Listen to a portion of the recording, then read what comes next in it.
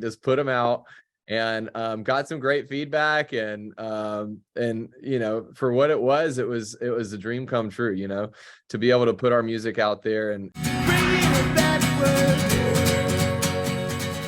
my name is Adam, and this is about 3U and your journey in music, and we'll talk about Track45 and everything else you have going on. Heck yeah. Yeah. Thanks for having me. Yeah, good to be here. Cool.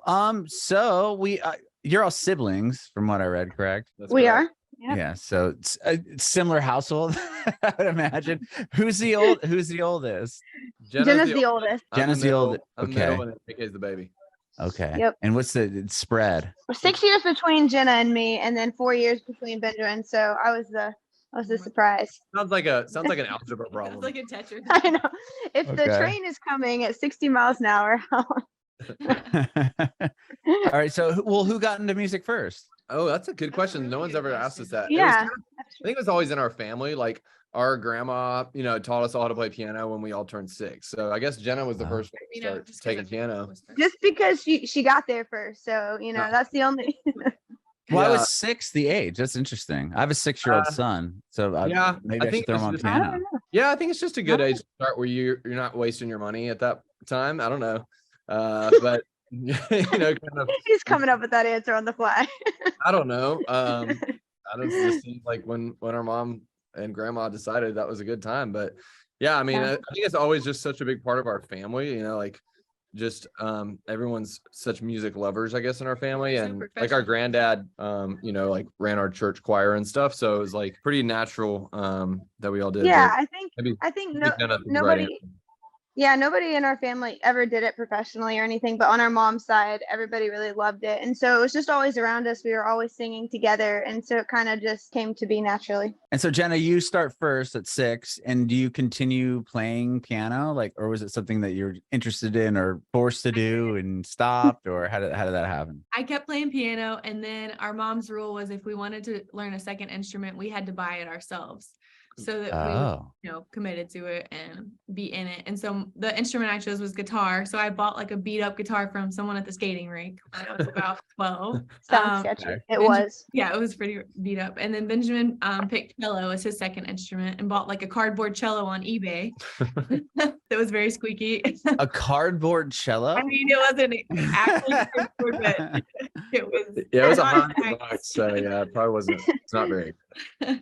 Okay. And then I picked violin. Oh, And interesting. yeah. So did you play violin, and were you playing cello, Benjamin, through what, school orchestra or anything like that? Did you continue? No, that we way? didn't really in our little town, we didn't really have any kind of outlet for that kind of stuff. Like we didn't even have a cello teacher in our town. So like we had to drive an hour and a half to take lessons. Yeah, our granddad would drive us every Friday down to Hattiesburg, Mississippi to take, you know, cello lessons and fiddle lessons. And so, yeah, we stayed with it, you know, through probably 16 or so, I would say, you know, and then thankful we did, you know. I ended up getting a scholarship, and that's how I could afford to go to Belmont was through cello. So it kind of worked out in random ways, but yeah. Well, I didn't even ask, where are you all originally from? Mississippi? We're from Mississippi. Yep, Okay. Meridian, Mississippi. Home of Jimmy Rogers. Okay. So Yep. from Mississippi, aside from music, you grew up in a small town. What other things were going on there? Like, what'd you guys do for fun? We were definitely kids who were doing everything we could possibly do. I mean, y'all can chime in, but I loved playing soccer. We did theater. We did horseback riding, took art. You know, we did anything we could get our hands on. We loved it. You know, reading. Anything else? Reading. Yeah, we were Reading. doing lots of stuff. We read a lot. You played baseball. Yeah, I would just say sports. Okay, you worked on a farm, at a dairy business. I did. I worked on a farm. I had a dairy business. Tinkin Dairy, shout out. Yeah, it was pretty much sports and music, I feel like. And for you, Jenna, you played guitar. That's probably a bit more broad instrument as far as finding a teacher for, or is that something you learned on your own? I did a lot on my own, but I did have a teacher for a few years. My uncle, who's kind of like another grandparent, our great uncle, would take me on Tuesdays, and I would take guitar lessons. And I think I did that for maybe 6 months to a year. And then from there, I just kind of learned on my own. YouTube. YouTube, yeah. YouTube lessons. Oh, really? The greatest teacher in the world. Oh yeah, Wow. YouTube is the greatest teacher now. I'm too old for YouTube. It was like Ultimate Guitar Tab, and if you could like Yeah. if you could get the website to load, which was like, you have to let it go overnight to see if it would come up, and then half of it was totally wrong. You're Wrong. like, Yeah, man. exactly. Yeah. Wow, this We learned it anyway. really doesn't sound like Let It Be. Like I thought it was. Yeah, right. But we're just gonna go with it because it says it on Ultimate Guitar Tab, and then there's Yeah, it can't be 17 wrong. versions. Yeah. They must all be right. Every 17. Right. Oh, okay.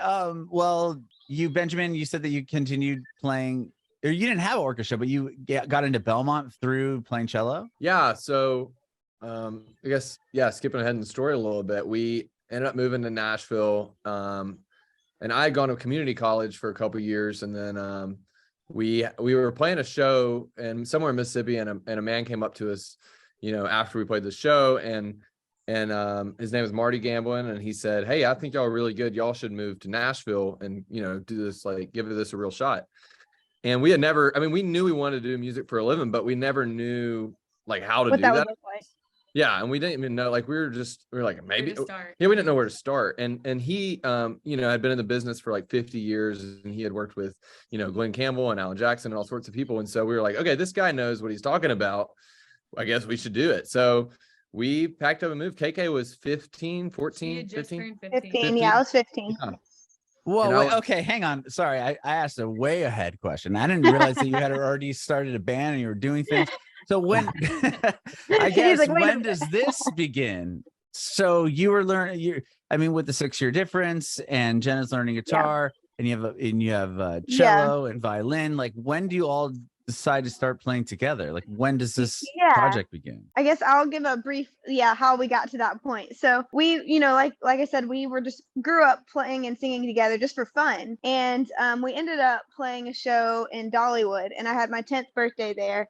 And we played for a week, 4 shows a day. And that was like our first real taste of like a gig, and at the end of that week, we looked at each other and we were like, this is what we want to do with our lives. We don't know how it's going to look, but this is what we want to do. So that was kind of songs? like our sorry, original songs. Or you guys doing? No, we were just playing. We played. It was a bluegrass and barbecue festival, which like we didn't. Like Hank Rocky Williams Top. and Rocky Top, that kind of stuff. Okay. Yeah, so we were playing covers, but we just realized that playing shows and doing music together, this is what we want to do. So from there, it looked like just playing shows around our, in our state and around near us. And so a few years after that is when we were playing a show, and Marty Gamblin came and saw us, and we still had no idea what we were doing, just that we wanted to do music. And he was the one who told us, like, you have what it takes, move to Nashville. And that gets us to Nashville, moving at 15. And from there, the next steps of learning songwriting and how important that is to our business, and how important having an incredible song is, and those next steps that we were going to take. Okay, so wow, that's some pretty amazing to be able to be that young and get these gigs playing Dollywood, and then have somebody kind of discover you and say, this, you've got this. A lot of people don't get that validation that fast. Yeah, I think in the moment you feel like it's taken forever, but looking back, I think we were pretty lucky to be able to have, like KK said, we really didn't have any idea what we were doing. I guess we still mostly don't know what we're doing, but at the time you're right. It is so valuable. And this is, it is so valuable to have affirmation and just have that guidance.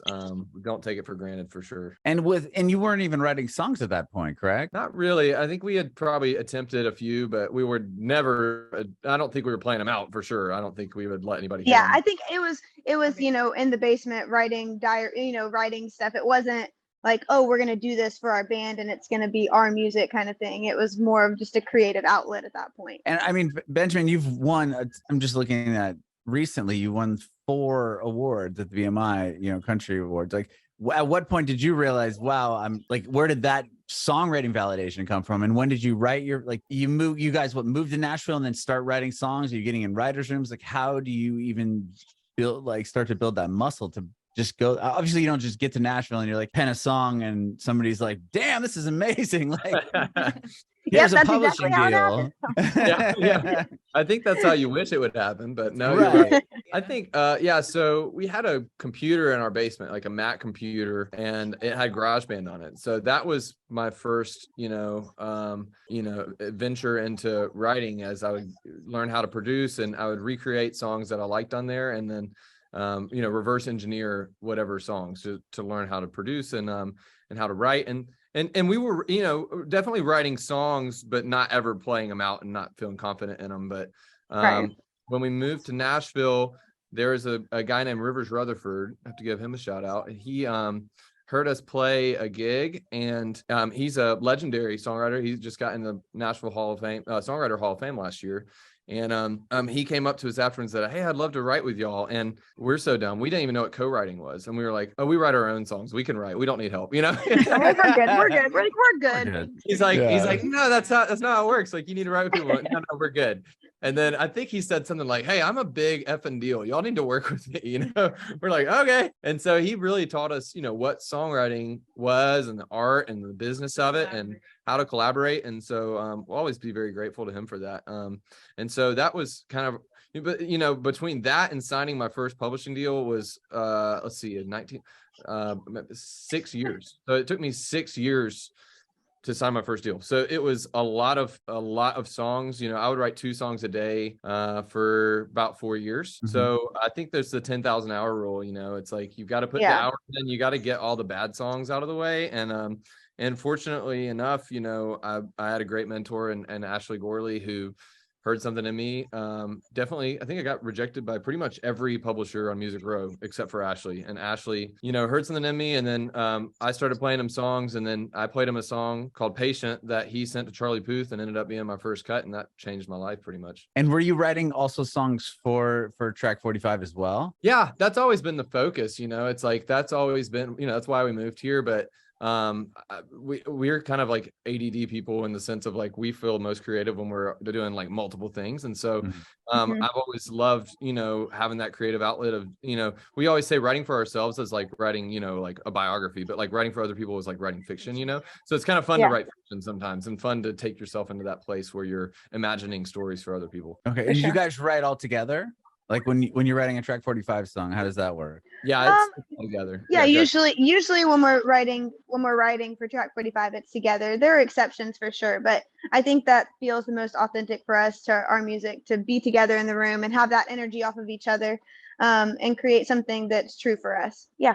Okay. And at what point are you kind of having to balance between the two then, Benjamin? If you sign a publishing deal, they probably want you to focus a majority of your time writing in writers' rooms with other people. Like, I know I've heard other artists talk about, like, once you're kind of in that space, they don't, like, depending, I guess, your deal, like, they don't want you to be an artist also, right? It's like, you're going to write these songs as a publisher, and then people try to then become an artist, but you kind of have both things running in tandem. Yeah, I think it depends on your deal. My team has always been great about supporting the band as well. And Ashley's, given us so much of his time and insight for the band, as well as the writing thing. So it's kind of understood that I'm going to do both. My goal has always been to be like the country Ryan Tedder, where he has One Republic and his band, but he's also writing and producing hits for other people. So that's always kind of been my template, and knowing that it's possible because he's doing it. And so that's kind of the vision. Okay. Yeah, and also when we moved to Nashville, one of the goals we had was getting those publishing deals. And a great thing about having different publishers working for you is you have multiple people rooting for you, multiple people fighting for you. And if those people believe in your band and what you're doing, that's more people on your team and in your family that are working with and for you. And when it comes to okay, so obviously a big milestone was for you, Benjamin, was getting that deal and then writing the song, and that ends up being picked up by Charlie Puth. And but you said it was like 6 years of kind of knocking on doors and finally getting that one yes. Like, as a band, what would you all say was kind of the big, hump that you were able to get over? I think it would be, what do y'all think? Probably at the bowling alley. Right? Yeah, so the bowling alley, yeah, for sure. Yeah, we played this gig at a bowling alley in Franklin. So random. And which one? Yeah. The one over by what's that one chicken place? It's called King's Bowl. King's Bowl. Is it by the mall? Yeah, it's by the It is mall. by the mall. Okay. Yep. Yeah. Yep. So we played a show there, and then Byron Gallimore, who's you know, producer for Tim McGraw and Sugarland and Faith Hill, etc. He happened to come out to the show, and he got pumped about it, and he told his wife, Missi Gallimore, who's all-time legendary A&R, and he ended up going to their house and playing a little show for them, and then she was like, I would love to manage you guys. So that was a big turning point. Oh yeah. One of the biggest turning points for us. And what's weird is that happened almost the same time that Charlie recorded Patient. It was like totally different things lined up. Yeah. All started lining up a little bit. So yeah, Missi was a big turning point in our career. She, you know, has helped us develop so much on the writing side, and you know, with our band, and helped us get our record deal, etc. So yeah, that was a big turning point. Wow. I mean, going into a show like that, you're playing a bowling alley. I've never been to that bowling alley for a show, but that's the moment that everything kind of changes for you. I mean, how many other shows that you probably played hundreds or thousands of shows before that? And in a million years, would you have guessed the Franklin Bowling Alley would have been the one that changed your lives? No. It's crazy, because it's one of those things that you don't go into that bowling alley show. Not that we weren't going to give it our 100% to every show, but you don't go into that show thinking, well, you know what could happen tonight? We could find our manager and the person who's going to really help take our career to our next step. Because, you know, you do so many of those kind of shows where you're like, okay, another show and another year, another thing not going to happen. But you never know what show could be the turning point. You hear the stories, the crazy stories of people being discovered in these random places, but you still don't think going into a bowling alley show that the pictures are falling behind you, like that something's gonna happen. We had played bowling alley shows before that, and let me tell you, they did not end up the same way. Right, that's what I mean. That's so wild. Like they just happened to be there at the bowling alley and saw something in you guys. And I think what had happened was we were playing there, and I think the original concept was we were like, we should play at this bowling alley to practice, because like there's no way anybody's gonna come out to Franklin. Although so many producers and big, like the bigger songwriters live out there. Live in Franklin, yeah, I guess we did. But yeah, I think one of our sound guys ended up inviting Byron to come, I think is what had happened. Yeah, you're right. I think that is what happened. Yeah, he didn't even tell us. So we didn't. Yeah, Tim, that's right. Yeah. Good memory. And and so that's why he was there, I think, because he invited him. But we didn't even know. He didn't tell us or anything. All we were like, hey, I'm Byron Gallimore. I think y'all are great. We were like, what in the world? What is happening? That's so cool. Well, once you get to Nashville, KK, I think you said you're 15 when you moved there. Yeah. Like it sounds like obviously you have parents, or your grandparents are very supportive of what you all are doing, to drive you an hour and a half to take lessons or do these things. Like moving to Nashville, was that a hard sell? Like, this is what we want to do. We played Dollywood and people are stoked on us. Like, let's uproot our entire life and move. Yeah. No, I mean, it definitely was a big ask, but I think there were a few things that went into it. First of all, I was a very determined 15-year-old, and I knew exactly what I wanted and what my goals were. And my mom especially saw that in me and like realized that I was not going to be left behind. If, you know, there was no scenario where they were going without me or I wasn't going with them. And I think the fact that we all three had each other also was a big part of it. The fact that we were able to go and chase the dream together and support each other was a huge factor. But yeah, it definitely was a big ask, and it was a huge life-changing move. And there were difficulties that came with that, you know, uprooting my whole life from all my friends and all the things at 15 that are important, and moving to a big city. You know, even small things like learning how to drive in a city where I am very directionally challenged. And but no, it was definitely a different experience, but I wouldn't trade it for the world. Yeah, it was definitely the right move for me. How old were you when you all started the band? How old were you then? I guess. Oh, we lost KK. So I can ask you guys. Yeah. So Jenna, I guess I want Jenna. I have a quick question for you, because you're the oldest. Your sister's 6 years younger than you. Usually with siblings, it's like there might be a little bit of my kid sister's all, you know, wants to hang out with me in like this annoying situation. I don't know if you had that, but then to be like having the relationship the three of you have to form a band and want to be, you know, you're pretty much around each other, not only at home and that, but you're working together. Like, was that, tell me about that. Like, how did you all decide, let's just do this together as a band? I think it happened really naturally because, like we said, we were always around music. We were always kind of playing it on our own. And then I think, the very first show we ever, you can call it a show, was at a nursing home when Benjamin and I knew like 2 chords on our instruments. Like I knew 2 or 3 chords on the guitar.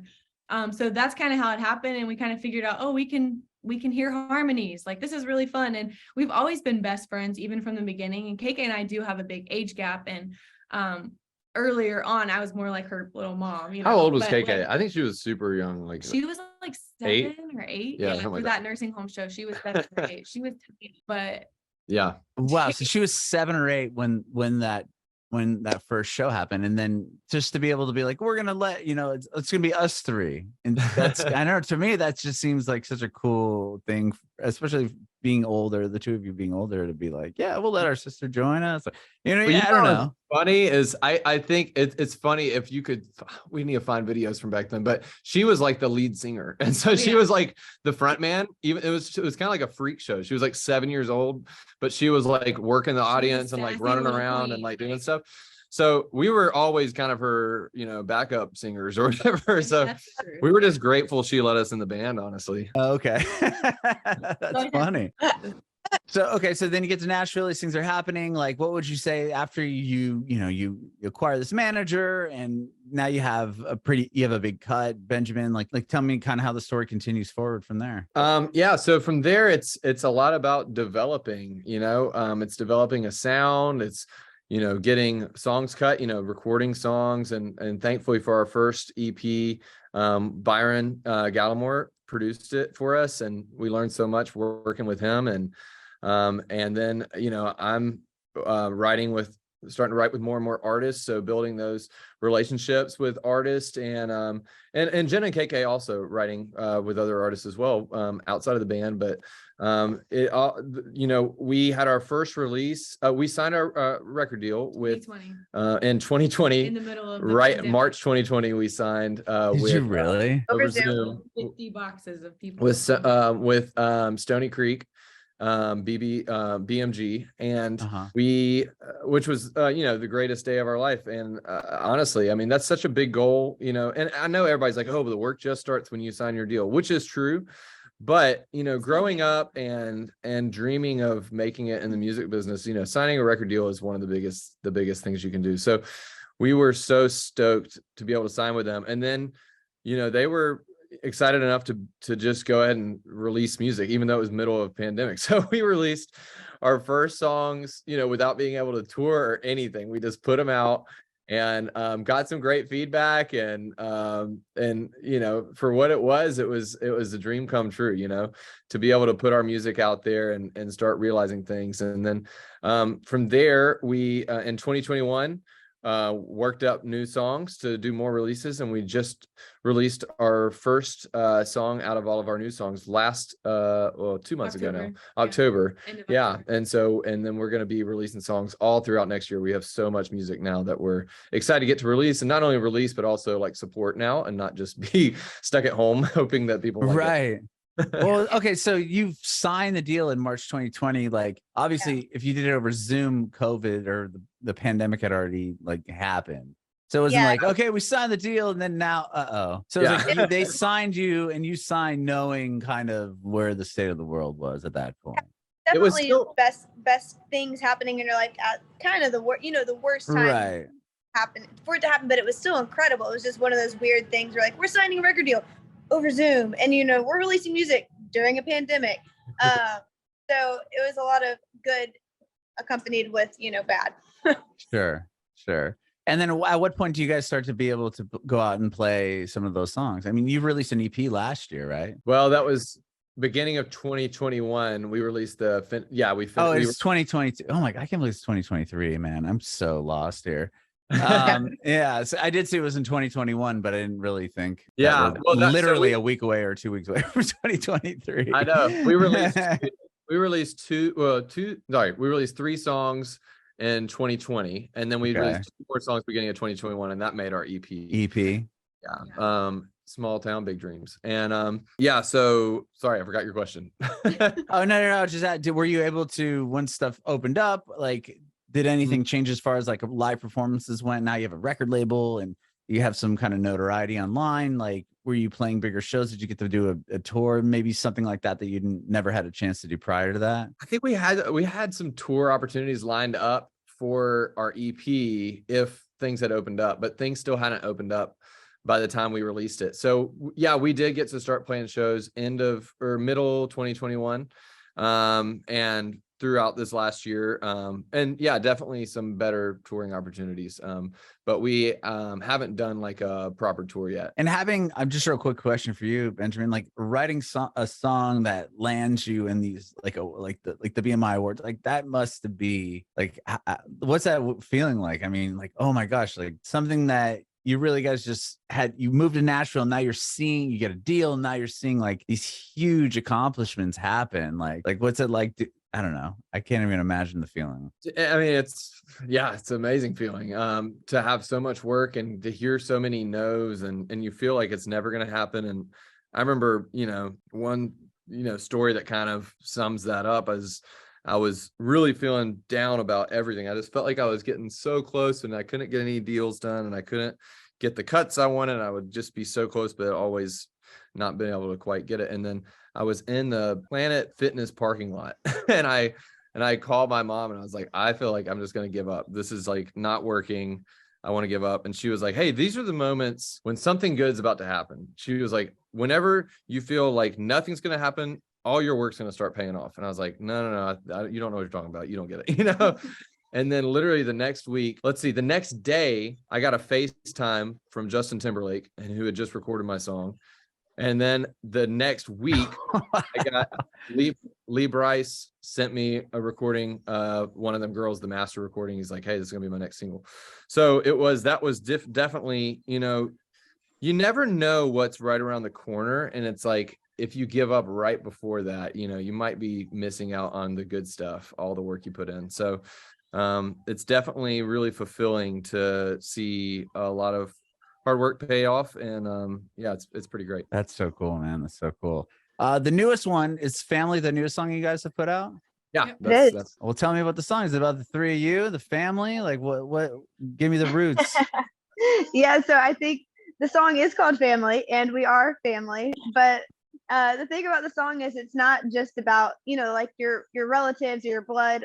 It's about your chosen family. It's about anybody in your life that makes it better. Your dogs, your boyfriend, your girlfriend, your actual family. We actually wrote the song a couple years ago. We were on the way to the studio, and we kind of just had inspiration strike us, and we wrote the song not really for a specific purpose. A lot of times you're writing for another artist or you're writing for yourself, but we honestly were just writing for the love of writing and didn't really think anything of it. Flash forward, and David Guetta ended up releasing it as a pop song, and we never really thought that we just thought it was going to be a cut. We never thought we were going to get to release our original version of the song, but we started posting on TikTok just some clips of our version, and the way people responded was incredible. The way people were connecting to it.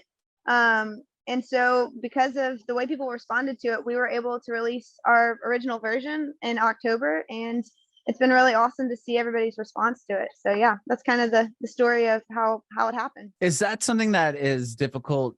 Like, I know when if you write a song and then somebody else cuts it, do you have to do you have to negotiate on the side of like, can we please put this out? Like, or is that just like kind of somebody throwing you like, oh, it's cool, go ahead? No, I think it's more, since we wrote the song, you can do whatever you want. I think if we hadn't written it, maybe there would be some of that, but yeah. You can pretty much do whatever you want if you write it. Oh, okay. I didn't realize that. That's cool. Power within our hands. You can't release your own songs. Well, you know what I mean? Like if somebody buys it, you know what I mean? I guess if it's your own, if you write 100% of it, you can do that. No, I see what you're saying. Yeah. You know what I mean? Yeah. Go ahead, KK.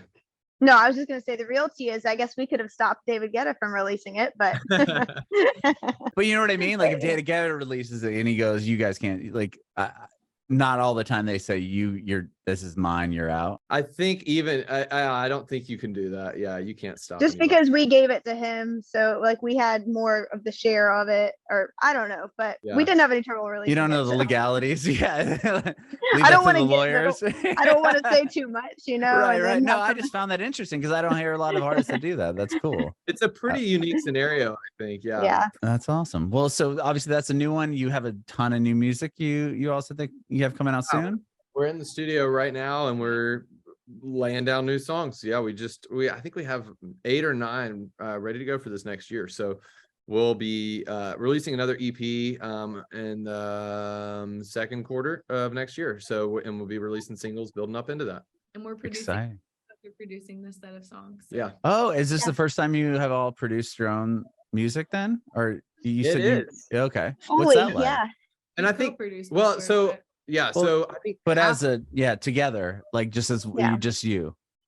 So half of the songs, I will say, we had Jason Hall, who does a lot of the Eric stuff, has been helping us with, and then the other half we've done on our own. So we've been really fortunate to get to work with a lot of just unbelievable producers, and we've learned so much from them. And for us, it was just kind of like, you know what, I think we can spend the amount of time and also just trying to create our own sound. I think it makes a lot of sense for us to just really dig in and just see what happens when we do it on our own. And we've been really happy with how it's turned out so far. I love it. And thank you all so much for doing this today. I really appreciate it. Thanks, KK, for jumping in from DC, your trip. So of course, glad to be here. From the Spy Museum. I have one more question. I want to see if I can get an answer from all of you individually, if that's cool. If you have any advice for aspiring artists. Okay. Go ahead, Jenna. You want me to go first? Yeah. I think just value the people around you. Just know your worth, but also know there's a lot to learn from other people. We wouldn't have made it this far without amazing mentors and people who took time to talk to us, and you have to listen. So just take time to listen to people who know more than you and surround yourself with those people throughout your whole path. That's good advice. KK? I will say there's always going to be someone who's more talented. There's always going to be someone who's prettier. There's always going to be someone who's technically better, but show up every day, do the best you can, work as hard as you can, always be the person who can't be outworked, and be the last person standing, because at the end of the day, if it's your dream, chase it and stay there and put in the work and do it, and it'll pay off. Those are both really good advice. I just didn't want to take yours because I think I know what you're going to say, and yours is good. Wait, what am I going to say? I think the thing you always say that's so good. Say it. What? I don't know what it is. Well, how about this? If he doesn't say it, you tell him what he was going to say. Okay. I will. I want to get it all. Let's see. I was just going to say what they both said, and then don't take yourself too seriously, because life's really short and it's really easy to get wrapped up in how hard this business is. And it's really hard to enjoy the victories sometimes and the little wins. So make sure you celebrate all those little wins along the way.